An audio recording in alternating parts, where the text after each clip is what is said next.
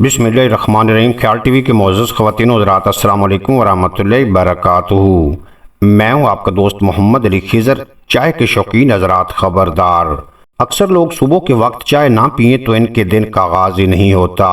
इस रवायती मशरूब का हर खाने के बाद या किसी भी किस्म की तकरीब में इसका एहतमाम ना हो तो एक कमी सी महसूस होती है। दूध और पत्ती वाली चाय को सब्ज़ चाय और कॉफ़ी पर फौकियत दी जाती है, बगैर ये सोचे समझे कि आया ये सेहत पर कैसे असरात मुरतब करती है। इसके अलावा बहुत से लोग चाय के हवाले से कुछ गलत फहमियों में मुब्तला हैं, जिसके नताइज इनके लिए काफ़ी ज़्यादा नुकसानदेह होते हैं। अगर आप चाय को काफ़ी देर तक उबालते हैं या खाने के फौरन बाद पीते हैं तो ये और भी ज़्यादा ख़तरनाक हो जाती है। लेकिन अगर आप चाय पीना नहीं छोड़ सकते तो हम आपको ये बताने वाले हैं कि आपको चाय के साथ क्या करना चाहिए। बहुत से लोगों का कहना है कि वो चाय पीना नहीं छोड़ सकते, लेकिन इनको कुछ ऐसे तरीके तलाश करने चाहिए जिन्हें वो अपना कर चाय के मुज़र असरात को ख़त्म या कम कर सकते हों।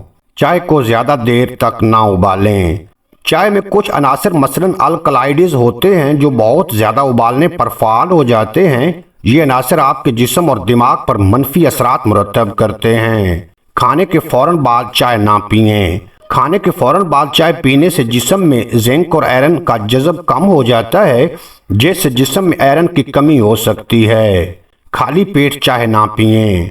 बहुत से लोगों को नाश्ते में बेड टी या चाय पीने की आदत होती है, जो कि बहुत ख़तरनाक है।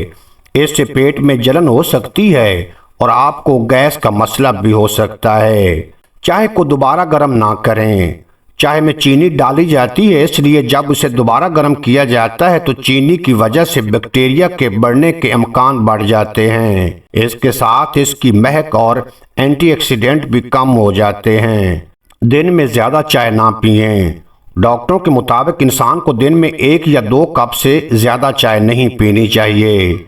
उम्मीद है आज की ये मुख्तसर वीडियो आपको पसंद आएगी। अगर वीडियो पसंद आई हो तो चैनल को सब्सक्राइब फरमाएं और बेल नोटिफिकेशन को प्रेस करें ताकि मुस्तकबिल में अपलोड होने वाली तमाम वीडियो बर वक्त आप तक पहुंचती रहें।